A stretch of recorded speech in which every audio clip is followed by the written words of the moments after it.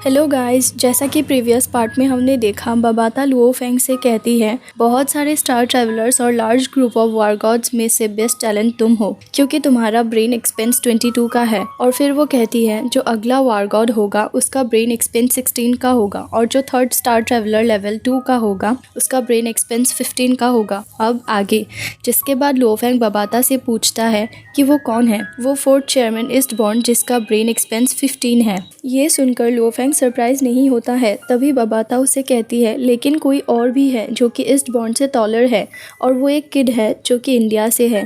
तभी लुओफेंग ओ कहता है और फिर आगे वो उसके बारे में कुछ नहीं पूछता है। अगर वो चाइना से होता तो वो खुद को कुछ हद तक ट्रेन कर पाता, लेकिन वो इंडिया से है और अब इस बारे में बात नहीं करते हैं और फ्यूचर में देखते हैं कि वो कितना लकी है। तभी बबाता अपनी बात को कंटिन्यू करते हुए लुओफेंग से कहती है हालांकि वो किड एक वार गॉड है और वो काफ़ी अच्छा है। जिसके बाद लुओफेंग का ऑटो जेट ऑस्ट्रेलिया के कॉन्टिनेंट से फ्लाई करते हुए एशिया के जियांगनांग हेडक्वार्टर सिटी में पहुंच जाता है। जिसके बाद बबाता लुओफेंग से कहती है लुओफेंग, ये cloud contact wine extremely loyal है जो सिर्फ अपने मास्टर किसी एक को ही मानता है। इसलिए तो जब मेरे मास्टर की डेथ हो गया था तब ये क्लाउड कॉन्टेक्ट वाइन भी डेड हो गई थी, और अब जब ये क्लाउड कॉन्टेक्ट वाइन अपना मास्टर किसी को रिकॉग्नाइज कर लेता है तब इसे कोई और कभी भी यूज नहीं कर सकता। इसलिए इसकी जो ओनर रिकॉग्निशन प्रोसेस होती है वो बहुत इंपॉर्टेंट होता है। जिसके बाद बबाता लुओफेंग से कहती है खैर इसके पहले मैं तुम्हारे ऑटोजेट के एआई सिस्टम को मॉडिफाई करूं। तभी लुओफेंग शॉक होते हुए कहता है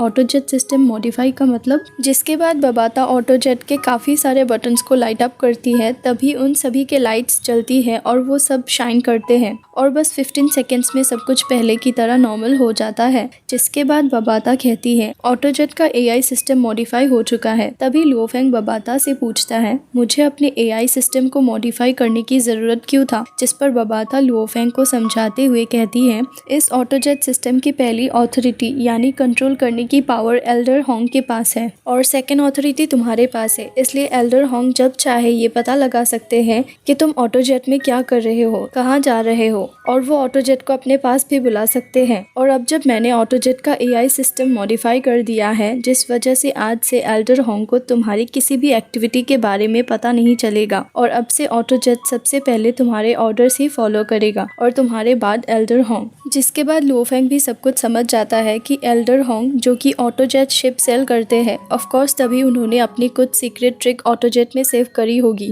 ताकि वो समय आने पर उसका यूज कर सके। जिसके बाद बबाता लुओफेंग से कहती है ये क्लाउड स्क्रैपर वाइन होंग की क्लाउड कॉन्टेक्ट वाइन जो कि उससे पहले मिली थी उससे कई ज्यादा बेटर है और ग्रैंड निवामे पीरियड के बाद ह्यूमन स्ट्रॉन्ग वेरियर को प्रोड्यूस करने लग गए हैं और उन सभी को अपनी तरफ अटैक करने के लिए मैंने क्लाउड कॉन्टेक्ट वाइन सीड को फेंका और वो धीरे धीरे बड़ी होती चली गई। उसके बाद मैंने 3 व्हाइट क्रिस्टल्स को एब्जॉर्ब किया जिनमें से मैंने 2 व्हाइट क्रिस्टल्स को क्रश करके प्लांट को एब्जॉर्ब करने के लिए दे दिया जिनसे एसेंस ऑफ नेचर फॉर्म हुई। और ये बड़े दुख की बात है कि एल्डर होंग उनके अंडरलिंग्स को क्लाउड कॉन्टेक्ट वाइन और स्पिरिट ऑफ नेचर को ले लिया। उसके बाद मैंने व्हाइट क्रिस्टल्स को यूज करके एम्पेरर मॉन्स्टर को रेज किया ताकि मैं तुम सबको यहाँ बुला सकूं। फिर बबाता अपनी बात को कंटिन्यू करते हुए लुओफेंग से कहती है जिसके बाद मैंने व्हाइट क्रिस्टल्स को यूज किया ताकि मैं तुम काउंटलेस ह्यूमन वेरियर को अट्रैक्ट करके एक साथ इकट्ठा कर सकूं ताकि मुझे हाईएस्ट मेंटल कैपेसिटी वाले वेरियर को चूज करने का चांस मिल सके। जिसके बाद मैंने छोटा सा व्हाइट क्रिस्टल्स का ढेर शिप के एंट्रेंस पर रखा और मैंने अपने पर्पोज के लिए 3 व्हाइट क्रिस्टल्स को तुम्हारे सामने रखा और 8 व्हाइट क्रिस्टल्स को पर्पोजली तुमसे ज्यादा दूर नहीं रखा। जिसके बाद सब कुछ अपने आप सेटल हो गया। फिर बबाता कहती है जैसे कि मैं अपने शिप को नहीं छोड़ सकती थी इसलिए मैंने तुम्हारे माइंड को कन्क्वेयर करने के लिए शिप की स्पिरिट एनर्जी को यूज किया और धीरे धीरे तुम्हें इन्फ्लुएंस किया और लीड किया ताकि तुम श्रेद तक पहुंच सको और फिर तुम्हें उसे उठाने पर कन्विंस किया। जिसके बाद मैंने तुम्हें शिप के एंट्रेंस पर गाइड किया। ये सब जानकर लुओफेंग शॉक हो जाता है और वो कहता है शुरुआत से एंड तक इस मिस्टी आइलैंड पर सब कुछ बबाता ने ही डायरेक्ट किया था। Spirit of nature, cloud contact wine, monster emperor, white crystals. जिसके बाद लुओफेंग को डाउट होता है कि आखिर क्यों मॉन्स्टर लेवल एम्पेरर ने दूसरे व्हाइट क्रिस्टल्स को कलेक्ट नहीं किया जबकि दूसरा व्हाइट क्रिस्टल्स ठीक मॉन्स्टर एम्पेरर के सामने फेंका गया था और वो श्रेड जो उसने उठाई थी वो कैसे बिना कुछ जाने लुओफेंग को शिप डिस्कवर करने में गाइड कर रही थी। जिसके बाद लुओफेंग बबाता से एंग्शियस होकर पूछता है, स्पिरिट एनर्जी आखिर मुझे क्यों गाइड कर रही थी? तभी बबाता लुओफेंग से कहती है, ये उतनी स्ट्रांग नहीं है जितनी तुम सोच रहे हो, ये बहुत ही कमजोर है और बस इतनी सी बात है कि ये सबकॉन्शियसली तुम्हें इन्फ्लुएंस कर रही थी। तुम पहले से ही एमलेस अंडरग्राउंड सर्च कर रहे थे जहाँ से ये तुम्हें सबकॉन्शियसली गाइड कर रही थी और तुम अपने आप ही उस डायरेक्शन में जा रही थी। जिसके बाद लुओफेंग अपना सिर हिलाते हुए बबाता की बात से एग्री करता है। और तो और यहाँ पर जब लुओफेंग सुजीन से कॉल पर बात कर रहा था तब भी वो कॉन्शियस था। जिसके बाद बबाता लुओफेंग से कहती है, अब हम इस बारे में बात नहीं करते हैं और चलो अब हम उस प्रोसेस को स्टार्ट करते हैं जिससे क्लाउड कॉन्टेक्ट वाइन तुम्हें अपना मास्टर रिकॉग्नाइज कर ले। तभी बबाता प्रोसेस को शुरू करते हुए लुओफेंग से कहती है, लुओफेंग तुम अपनी रिस्ट कट करो क्योंकि इस वाइन को बहुत ज्यादा फ्रेश ब्लड की जरूरत है। जिसके बाद लुओफेंग अपनी रिस्ट को कट करता है। तभी वो अपने रिस्ट को क्लाउड कॉन्टेक्ट वाइन के पास लेकर जाता है। तभी वो क्लाउड कॉन्टेक्ट वाइन लुओफेंग के फ्रेश ब्लड को एब्जॉर्ब करती है। अब लुओफेंग के सेल्स की वजह से उसके हाथ का जख्म जल्दी भर जाता है जिस कारण लुओफेंग अपनी रिस्ट को वापस कट करता है। तभी एक ब्लड रेड ग्रेप के जैसा फ्रूट पता नहीं वहाँ पर कहाँ से आ जाता है जो कि डायरेक्टली क्लाउड कॉन्टेक्ट वाइन की बॉडी में लैंड करता है और जिसे वाइन जल्दी से रैप कर लेता है। तभी blood red electricity streaks cloud contact wine की बॉडी में फ्लो होने लगती है। जिस पर लुओफेंग बबाता से पूछता है, क्या हुआ? अब यहाँ पर हमें पता चलता है कि जो फ्रूट था वो डेफिनेटली बबाता का था और केवल बबाता के पास ही अपने कोर में स्टोरेज स्पेस में थी।